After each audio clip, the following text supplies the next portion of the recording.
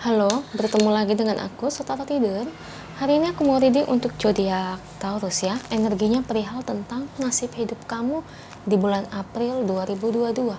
Oke, seperti biasa sebelum aku mulai, aku ingin memberitahukan bahwa readingan aku ini energinya kolektif ya. Artinya tidak semua orang akan resonate atau cocok dengan energi pembacaan yang aku bacakan. Energi juga bisa kebolak-balik, itu yang biasa disebut vice versa. So, bila mana misalnya readingan ini gak resonate atau gak cocok untuk kamu, gak usah baper ya guys, apalagi marah-marah di komen. Ingat, ini cuma general ya, bukan personal, jadi tolong bisa bedakan. Kalau dirasa gak resonate, berarti energi ini bukan untuk kamu ya, simple sebetulnya. Itu aja sih. Bagi kalian yang ingin readingan ini akurat 100%, kalian bisa melakukan personal reading dengan aku dengan menghubungi WhatsApp aku yang ada di description box bawah ya. Untuk syarat dan ketentuannya bisa langsung WhatsApp saya aja. Oke, sebelum mulai izinkan aku terlebih dahulu untuk berdoa ya.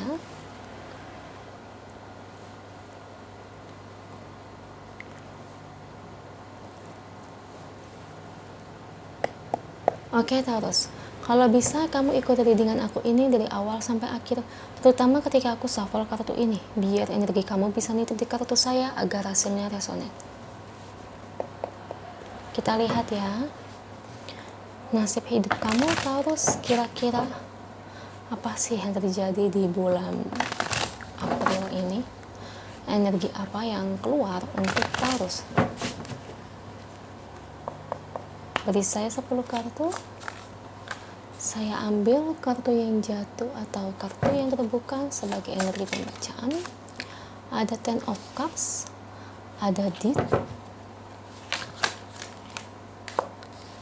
Wheel of Fortune, Seven of Pentacles, Nine of Pentacles, Seven of Cups.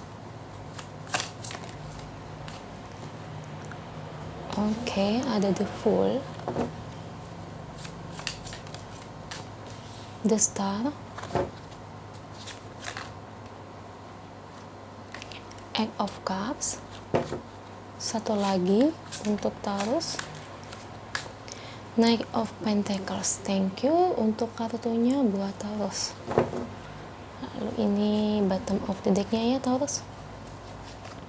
Oke, Taurus, nasib hidup kamu di bulan April 2022. Oke, saya lihat di sini dari energi kartunya, kamu ini tulang punggung keluarga ya. Saya ngelihat diri kamu itu seperti kayak orang yang lelah, kayak orang yang capek di sini. Bukan berarti di sini kamu songong, enggak. Sama keluarga kamu enggak songong kamu. Cuman kayak kamu itu lelah aja gitu, dijadikan tulang punggung gitu. Kayak di mana saya ngelihat keluarga kamu itu kalau ada apa-apa ya, itu selalu bergantung sama kamu dari segi uang dan segala macam. Jadi kayak kamu terus, mereka mintanya ke kamu terus, ya. Dan apalagi di sini saya ngelihat bukan berarti di mana di sini tuh kamu nggak sayang sama orang tua, nggak sayang sama keluarga, bukan seperti itu ya. Maksudnya dari di mana uang yang kamu peroleh, entah kamu di sini bekerja atau mungkin kamu berbisnis, kamu merasa itu kayak maaf ya, kayak tidak ada lebihnya, kayak kurang gitu. Atau mungkin di sini sebetulnya gaji kamu gede, tapi karena terpakai untuk keluarga terus, akhirnya kalau untuk nabung itu kayak save-nya itu sedikit, ya. Apalagi kayak yang diminta oleh keluarga itu secara uang itu cukup banyak ya. Terlalu bergantung sih, kalau yang saya lihat itu. Ya, menurut saya sih sebagai seorang anak sih wajar ya kalau bantu orang tua, itu sangat wajar banget. Cuman kalau sampai ketergantungan itu yang agak repot juga sih menurut saya ya.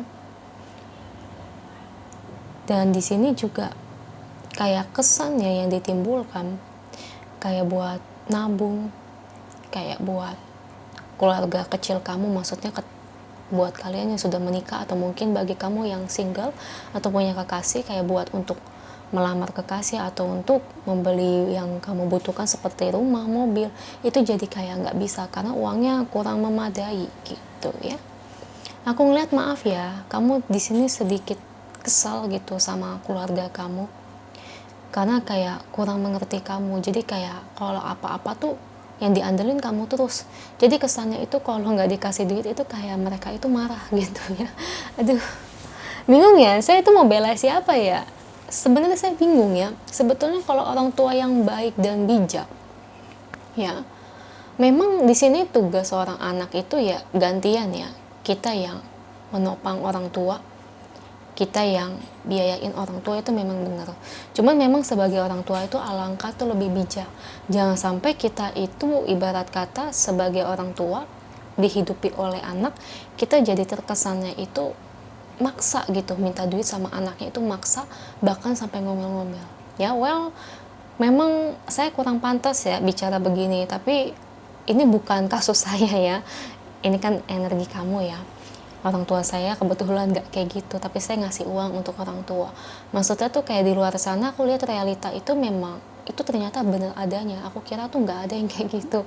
Malah dulu aku tuh ngiranya ya paling anaknya songong atau gimana. Aku mikirnya dulu kayak gitu, tapi ternyata kasus sebenarnya kayak gitu tuh banyak ya. Jadi kayak dimana orang tua itu terkadang itu kayak ngomel-ngomel, ada yang maaf ya bahkan marah-marah. Setidaknya kita boleh ya minta uang ke anak, tapi tuh jangan berlebihan gitu, secukupnya aja ya, kayak gitu. Kalau aku ngeliat di sini kayaknya keluarga kamu ini agak berlebihannya dalam meminta uang, apalagi sampai maksa. Itu yang ngebuat kamu tuh capek dan lelah.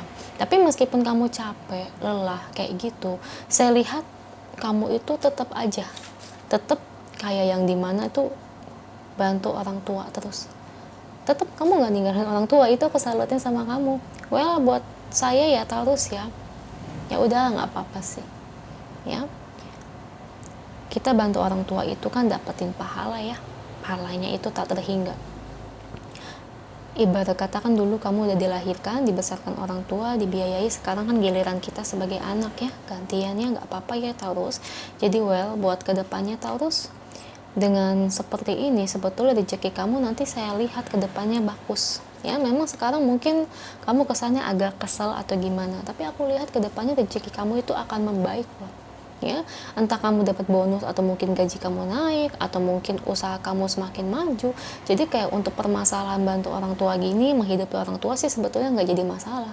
Soalnya aku lihat nanti kamu juga bakal sukses ya. Itu ibarat kata buah dari karma baik kamu juga sih yang bantu orang tua. Jadi kalau menurut aku kamu jangan sedih ya, apalagi tertekannya. Memang sih tertekan ada, tapi ya udah nggak apa-apa, cincai aja ya, jalanin aja gitu. Pula kan itu orang tua kandung sendiri, bukan orang lain, bukan siapa-siapa, tapi ibarat kata ya orang tua yang membesarkan kamu dan seorang ibu yang melahirkan kamu ya. Ingat di situ saat kamu lelah dan capek, ingat selalu orang tua, oh ini mamaku kan dulu ngelahirin aku, oh ya papaku kan ngebesarin aku. Ingat selalu di situ ya.